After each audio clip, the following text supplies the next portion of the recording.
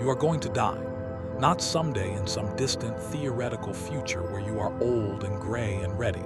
No, you are going to die much sooner than you think, and every single day you spend begging for permission to live your own life is a day you steal from your own grave. You feel it, don't you? That low hum of panic underneath your skin. That voice that wakes you up at 3 in the morning and whispers, "Is this it?" You have spent years building a life that looks acceptable to people who do not even like you.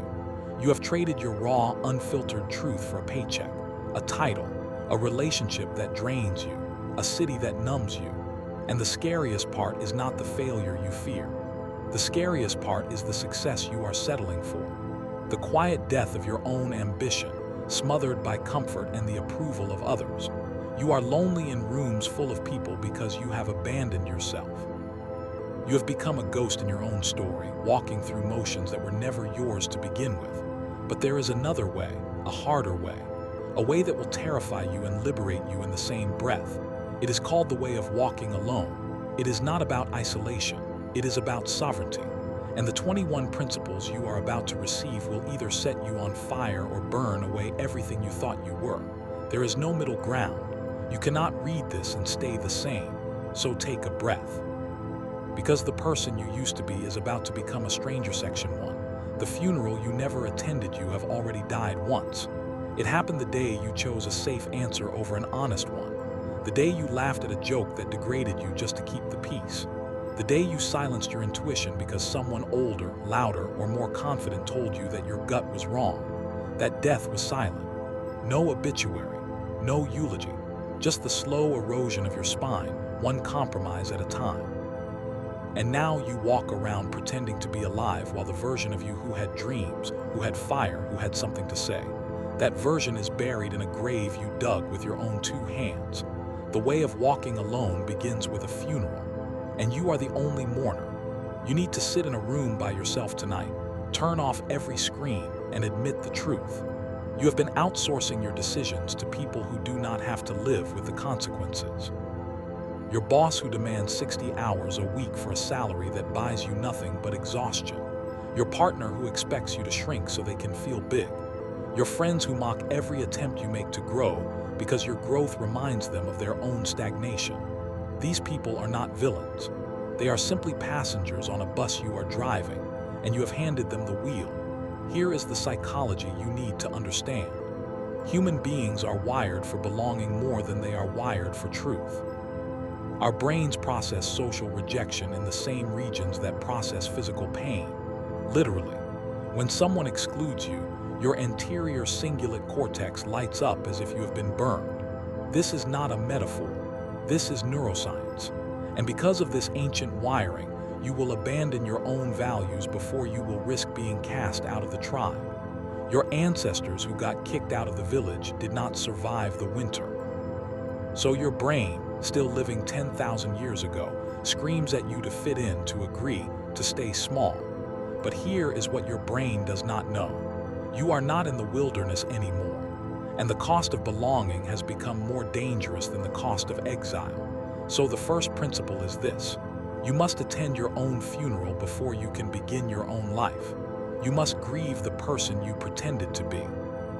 You must say goodbye to the approval you chased, the validation you begged for, the identity you borrowed from people who do not even know themselves. This will hurt. Grief always hurts, but you cannot heal a wound you refuse to acknowledge. You have been walking around with a phantom limb, reaching for a version of yourself that no longer exists. Cut it off. Bleed. And then stand up. Every morning this week, I want you to look in the mirror and say nothing. Just stare. Look at your own eyes for 60 seconds without speaking. Notice how uncomfortable that feels. Notice how quickly you want to look away, to check your phone, to turn on music, to do anything except meet your own gaze. That discomfort is the distance between who you are and who you pretend to be. That is the funeral. Sit in it. You have been running from this moment for years. You have filled your life with noise, podcasts, news, scrolling, drinking, eating, working, anything to avoid the silence where your real self lives. But the silence is not the enemy. The silence is the doorway, and you are standing outside with your hands in your pockets, shivering, pretending you are not cold. The people who succeed at walking alone are not special. They are not more talented or luckier or born under a better sign. They simply decided that the pain of changing was less than the pain of staying the same. That is the only difference, that single decision. And you can make it right now, not tomorrow, not when you have more money or more confidence or more time. Right now, in the middle of this sentence, you can choose to stop pretending. The funeral ends when you accept that no one is coming to save you. Your parents cannot save you. Your partner cannot save you. Your therapist, your coach, your guru, your favorite influencer, none of them can live your life for you. That is not cruelty. That is freedom. Because if no one can save you, then no one can stop you either. The same door that locks you and locks everyone else out. Say this out loud. I am the only person who has to live with every decision I make. So I will stop making decisions for an audience of people who will never pay my bills, heal my wounds, or attend my funeral section 2. The mirror does not lie. Stop negotiating with yourself. You have a terrible habit. You negotiate with yourself like a desperate merchant in a market that has already closed. I will wake up early tomorrow instead of today. I will start the diet on Monday. I will have the difficult conversation after the holidays. These are not plans. These are betrayals. Every time you make a promise to yourself and break it, you are teaching your brain that your own word means nothing. And your brain, being the efficient machine that it is, will stop listening to you entirely. This is not weakness. This is neuroplasticity. The more you repeat a behavior, the stronger those neural pathways become. So every broken promise, every just this once, every small compromise you make with your integrity, you are literally wiring yourself for mediocrity. Let me explain what happens inside your skull. When you set a goal, your prefrontal cortex, the executive center of your brain, creates an intention. But your limbic system, the ancient part that craves immediate pleasure, hates that intention. It wants the dopamine hit of comfort, distraction, and ease right now. So it sends you thoughts. You deserve a break. One cookie won't hurt. Just 5 more minutes in bed. And you, because you have trained yourself to listen to impulses instead of intentions, say yes. And each time you say yes, you strengthen the limbic system's veto power over your prefrontal cortex. You are literally making yourself weaker, not metaphorically, literally. You are remodeling your own brain into a prison of small choices. The way of walking alone demands a radical shift. You must stop negotiating with yourself as if there are 2 of you. There is only one you, and that one you either does the thing or does not. There is no try. There is no maybe later. There is only action or inaction, and inaction is a choice. A cowardly one, but still a choice. So own it. If you are going to skip the workout, do not hide behind tiredness or a busy schedule. Say, I am choosing to be weak today. Say it out loud. Feel how disgusting that sounds. And then maybe, just maybe, you will choose differently tomorrow. Here is the habit that will change your life. It is not complicated, it is not sexy, but it is the foundation upon which every other success will be built. Every morning, within 60 seconds of waking up, you will make your bed. That is it. That is the entire habit. But here is why it works. Making your bed is the first decision of your day. It is a small win, and that small win creates a cascade of neurological momentum. Dopamine, the molecule of motivation, is released not just when you achieve a big goal, but when you make progress toward any goal, even a tiny one. So by making your bed, you are flooding your system with the chemical that makes action feel good. You are priming your brain for a day of discipline instead of a day of negotiation. After you make your bed, you will look in the mirror, and you will ask yourself one question. Not 5 questions, not a list of affirmations that feel fake. One question. What is the one thing I am committed to doing today that I do not want to do? Identify it, name it, and then do that thing first, before email, before breakfast, before you give your brain a chance to talk you out of it. This is called eating the frog, and it is the single most effective anti-procrastination strategy in existence, because willpower is not a skill. It is a finite resource that depletes throughout the day. So use it when it is highest. In the morning, on the hard thing, your environment will either be your ally or your assassin. Look around the room you are in right now. Is your phone within arm's reach? Is the television visible? Is there clutter, mess, distraction? Every object in your environment sends a signal to your brain about what matters. A phone on your nightstand signals that the world's demands are more important than your sleep. A messy desk signals that your work is not worthy of respect. You do not need more willpower. You need fewer temptations. Put your phone in another room when you sleep. Delete the apps that steal your attention. Unfollow the accounts that make you feel small. This is not deprivation. This is architecture. You are designing a world where your best self can breathe. You will fail at this. Not maybe. You will fail. You will have mornings where the alarm goes off and you hit snooze. You will have days where the mirror feels like an accusation. You will have moments where the old version of you, the one who negotiated and settled and shrank, comes roaring back with all of his or her familiar excuses. That is not a problem. That is the process. The question is not whether you fall. The question is how fast you get back up. The Japanese have a saying, fall 7 times, stand up 8. But I will tell you something truer. Fall 7,000 times, stand up 7,001. That is not poetry, that is physics. Momentum does not care about your feelings. It only cares about direction. So here is your action step for today. Identify one small promise you have been breaking to yourself. 1. It could be drinking enough water. It could be calling your mother. It could be 10 minutes of stretching before bed. Whatever it is, write it down on a piece of paper.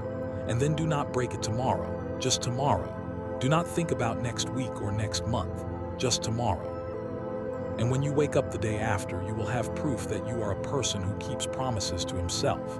And that proof is more valuable than any motivation, any quote, any book, any seminar. Because proof rewires the brain. Proof changes identity. And identity changes everything. Say this out loud. I will not negotiate with my own mediocrity. When I make a promise to myself, I keep it. Not because it is easy.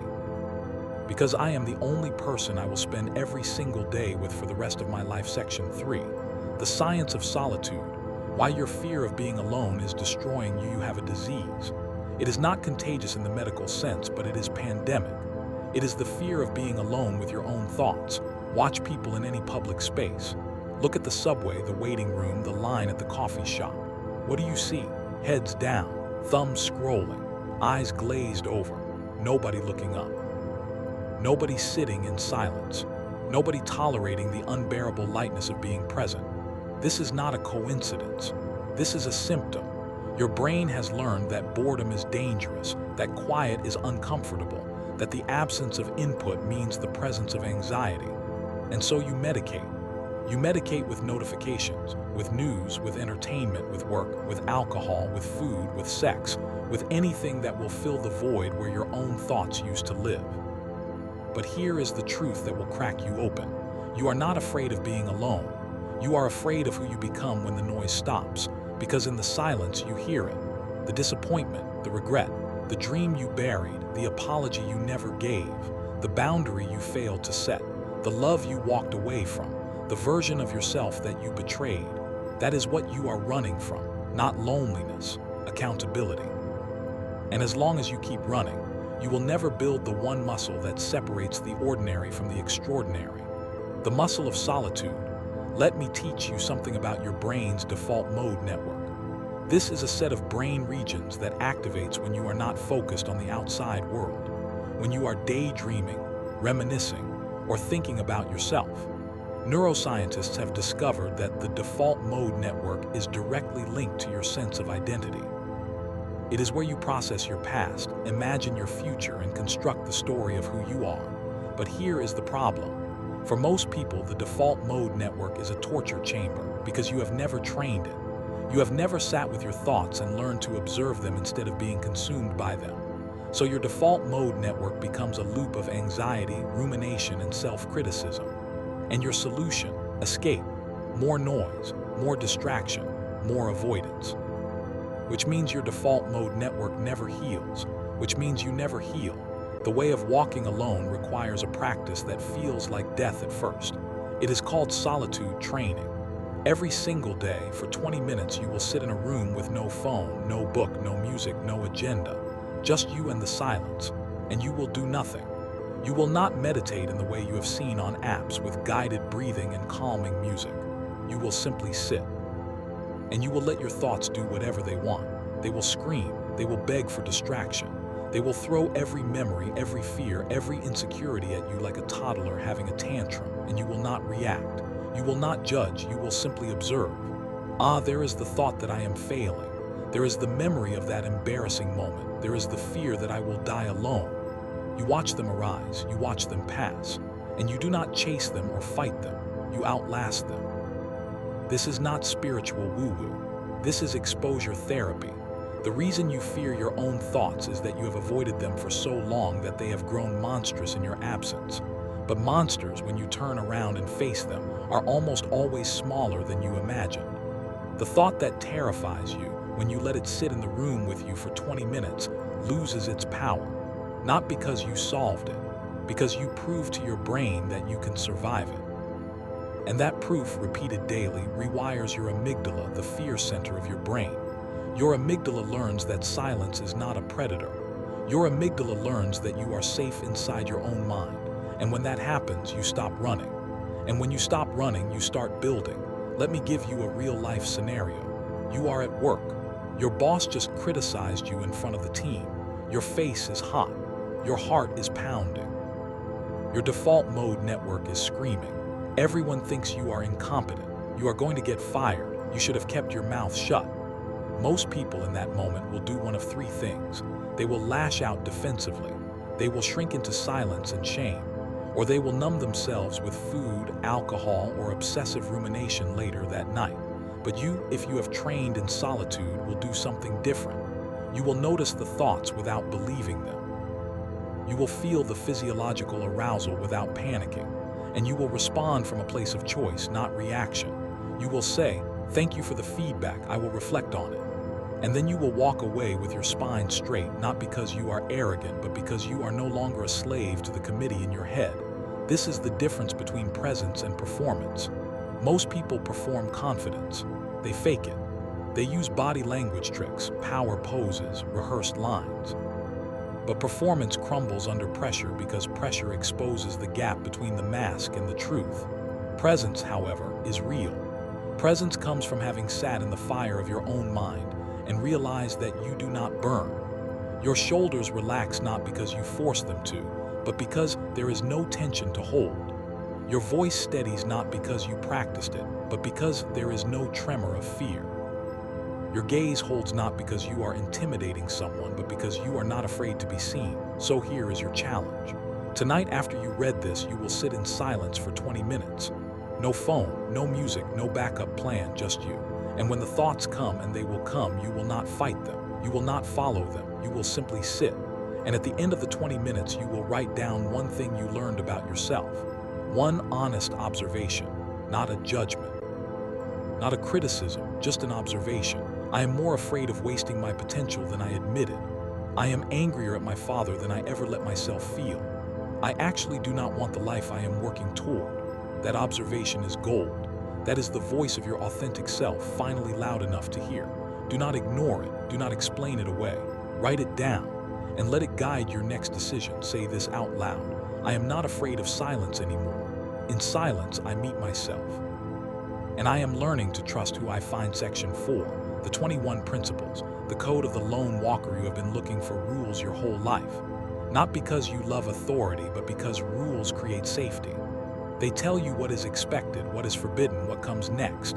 And without them, you feel lost, adrift. So you let other people write the rules for you. Your company's rule book, your family's unspoken expectations, your culture's definition of success, your social media algorithm's version of happiness.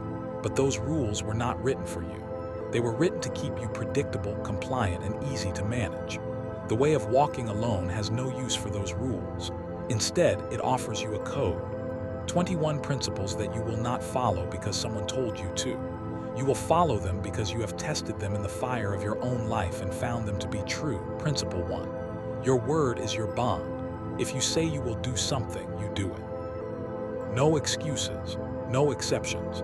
If you cannot do it, you do not say it. This includes promises to yourself. This includes the small commitments no one else will know about. Integrity is not what you do when people are watching. Integrity is what you do when you are alone, exhausted, and no one would ever find out if you cheated. That moment is the entire test. Principle 2, you do not explain yourself. Not because you are arrogant, but because explanations are section 4. The 21 principles, the code of the lone walker. You have been looking for rules your whole life. Not because you love authority, but because rules create safety. They tell you what is expected, what is forbidden, what comes next, and without them you feel lost, adrift. So you let other people write the rules for you, your company's rule book, your family's unspoken expectations, your culture's definition of success, your social media algorithm's version of happiness. But those rules were not written for you. They were written to keep you predictable, compliant, and easy to manage. The way of walking alone has no use for those rules. Instead, it offers you a code. 21 principles that you will not follow because someone told you to. You will follow them because you have tested them in the fire of your own life and found them to be true. Principle 1. Your word is your bond. If you say you will do something, you do it. No excuses, no exceptions. If you cannot do it, you do not say it. This includes promises to yourself. This includes the small commitments no one else will know about. Integrity is not what you do when people are watching. Integrity is what you do when you are alone, exhausted, and no one would ever find out if you cheated. That moment is the entire test. Principle 2. You do not explain yourself. Not because you are arrogant, but because explanations are often a disguise for apologies. When you make a decision that is true to you, you do not owe anyone a justification. No is a complete sentence. I have changed my mind is a complete sentence. This is what I am doing is a complete sentence. The moment you start explaining, you invite negotiation. And the moment you negotiate, you have already lost. Principle 3, you keep your body hard.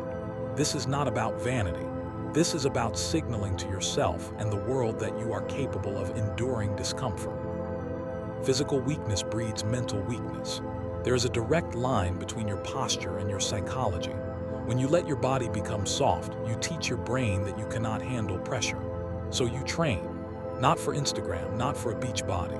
You train because every rep, every mile, every cold shower is a vote for the identity of someone who does not quit when it hurts. Principle 4, you own your schedule. Time is the only non-renewable resource you have, and you are bleeding it. Meetings that could have been emails, scrolling that could have been sleeping, obligations you said yes to because you were afraid of disappointing someone. From now on, you treat your time like the finite currency it is. You ask of every commitment, does this move me toward my deepest goal, or is this a tax I am paying for someone else's approval? And if it is a tax, you stop paying it. Principle 5, you seek rejection on purpose. Most people organize their lives around avoiding rejection. You will do the opposite. Once a week, you will ask for something you are almost certain to be denied. A raise, a date, an opportunity, a collaboration.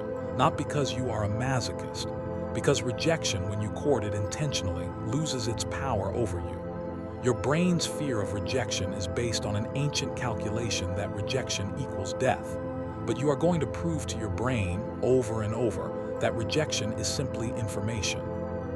And once your brain learns that, you will ask for things that would have paralyzed you a year ago. Principle 6, you sit with uncomfortable emotions instead of acting on them. Anger, jealousy, fear, shame, these are not emergencies, they are signals. Most people react to an emotion within milliseconds. They snap, they cry, they binge, they run. You will do something different. When an uncomfortable emotion arises, you will pause, you will breathe, you will ask, what is this emotion trying to tell me? And then you will wait, not forever, just long enough to choose a response instead of being hijacked by a reaction. This one principle will save you from more regret than any other. Principle 7, you finish what you start.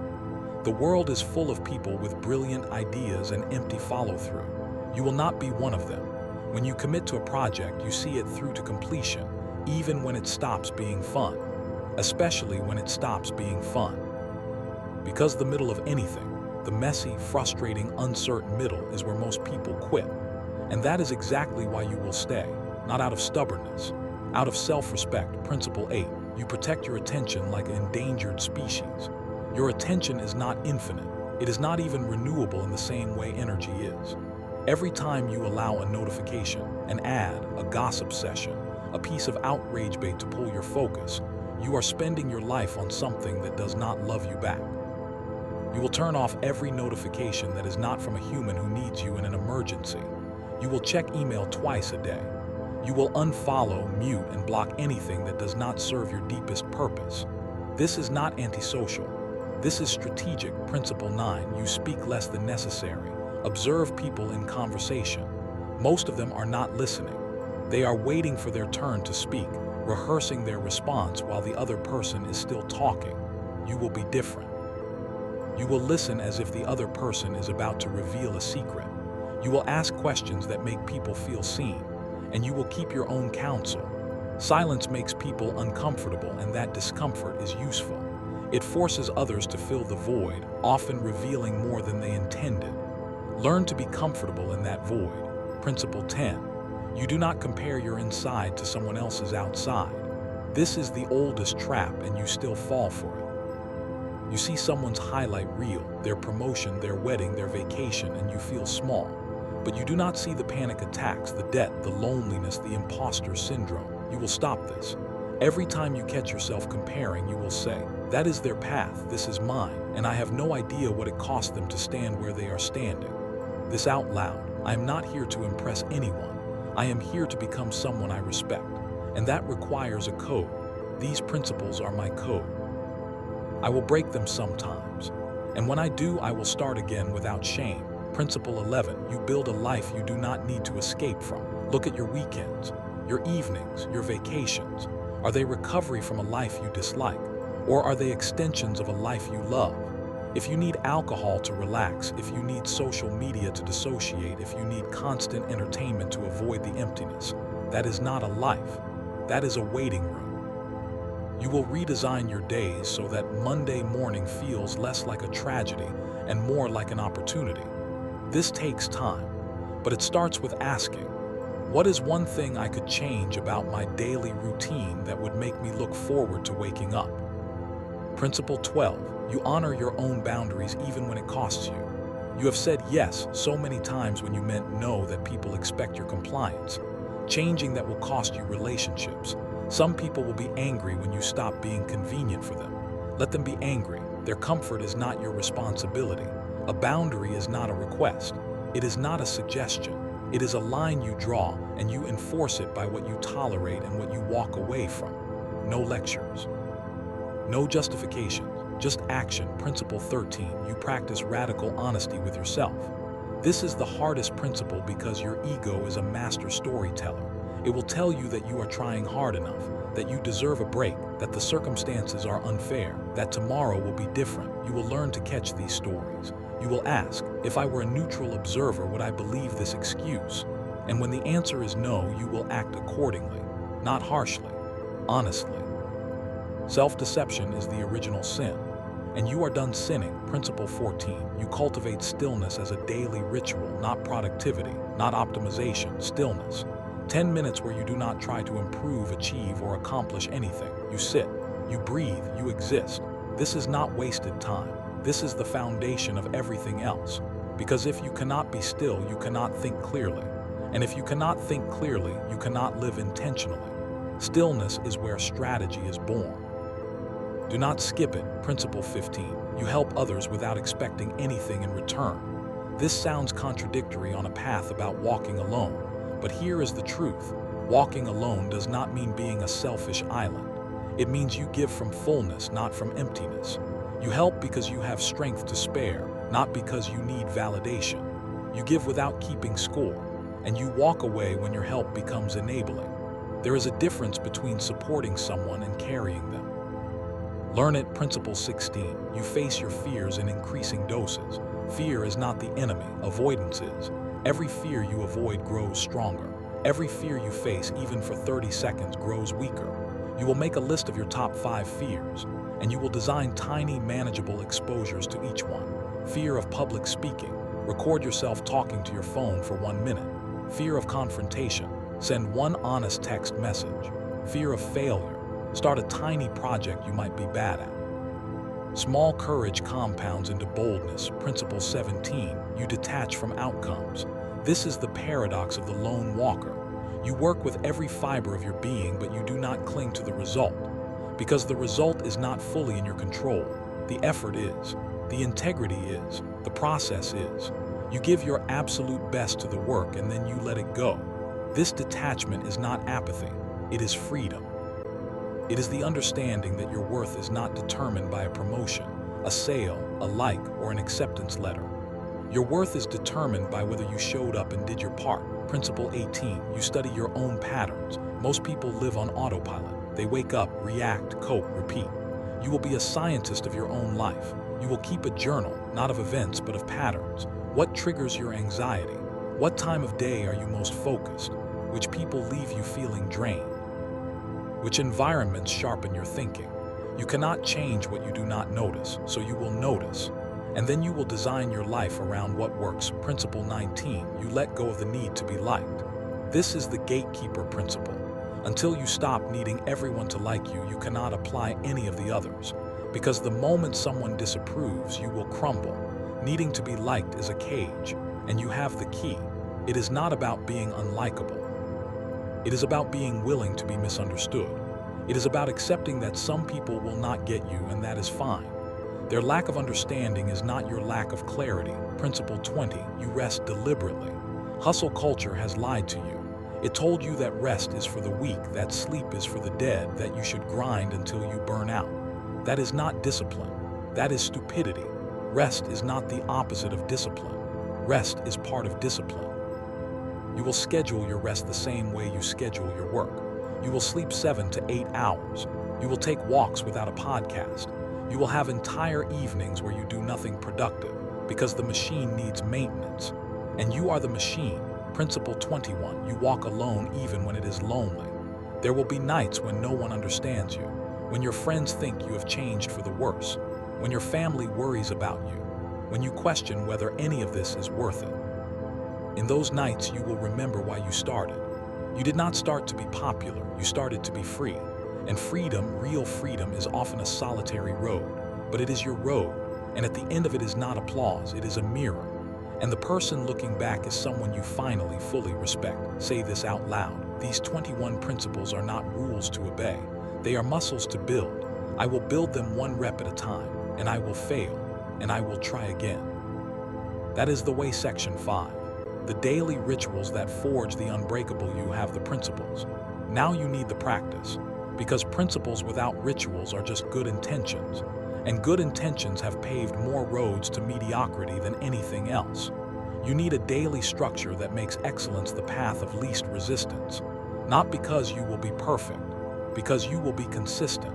And consistency, more than intensity, is what transforms a human being. A wildfire burns hot and fast and leaves nothing but ash.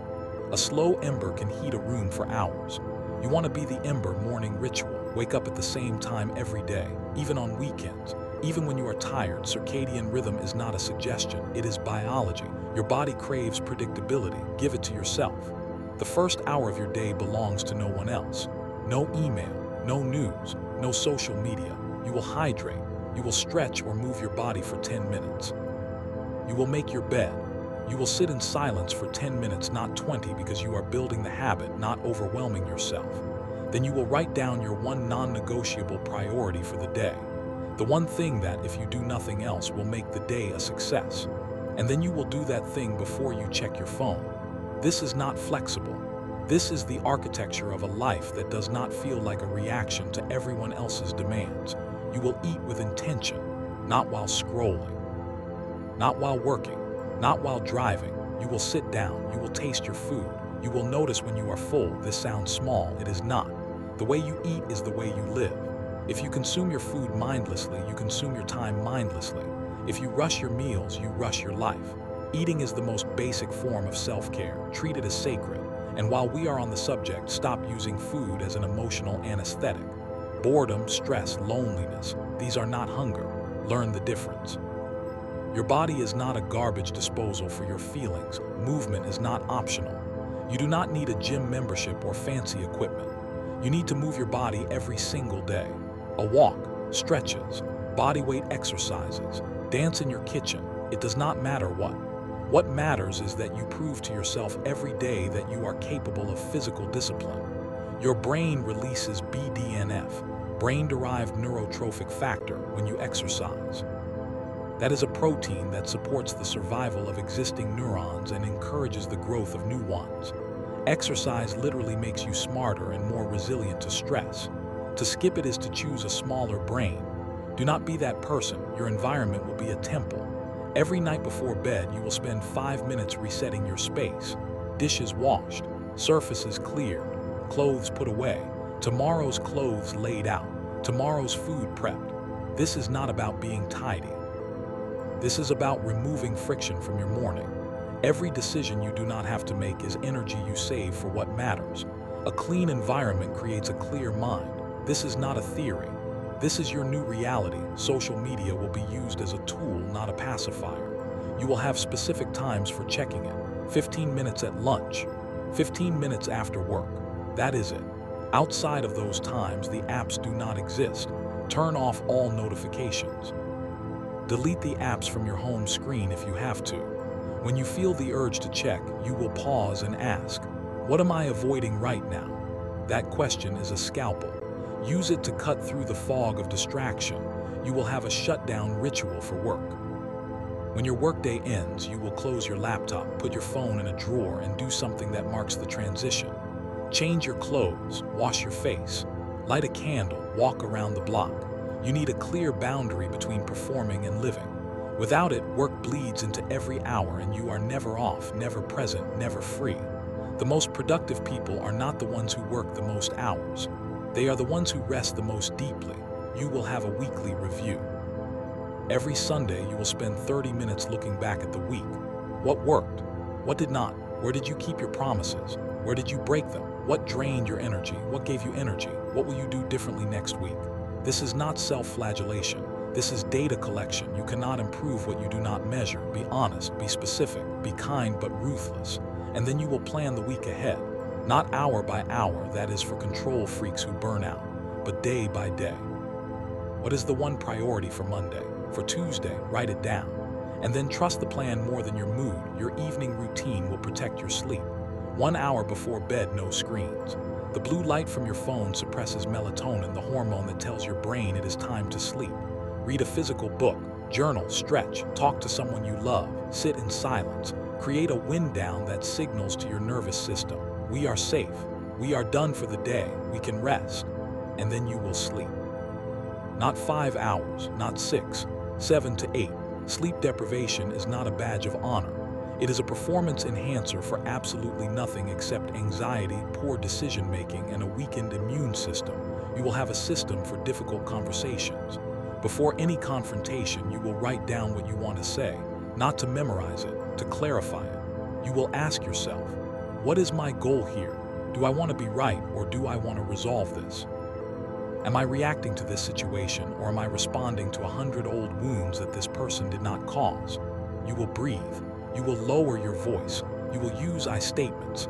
I feel hurt when you interrupt me, not you always interrupt me. And you will listen, really listen, not to win, to understand. And if the other person cannot meet you there, you will walk away, not in anger, in self-respect. Here is your final challenge. For the next 30 days, you will follow this script. Not perfectly. You will miss days, you will fail, but you will not quit. You will track your adherence with a simple check mark each day. Did you do your morning ritual? Check. Did you move your body? Check. Did you protect your sleep? Check. You are not trying to be a machine. You are trying to build evidence that you are someone who can be trusted. And after 30 days, you will look at that tracker and you will see proof. Proof that you are not a victim of your impulses. Proof that you are the author of your own actions. And that proof will be worth more than any motivation, any quote, any book, any seminar. Because proof rewires the brain. Proof changes identity. And identity changes everything. Say this out loud. I'm not looking for motivation. I am building a life that does not need motivation. I am building habits that carry me when I am tired, when I am sad, when I am scared. This is how the unbreakable are made. One small choice at a time.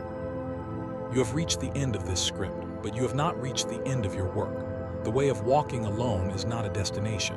It is a daily practice, a funeral every morning, a code every decision, a principle every breath. You will forget, you will relapse. You will fall back into the old patterns of seeking approval, avoiding silence, breaking promises. That is not failure, that is being human. The question is not whether you fall.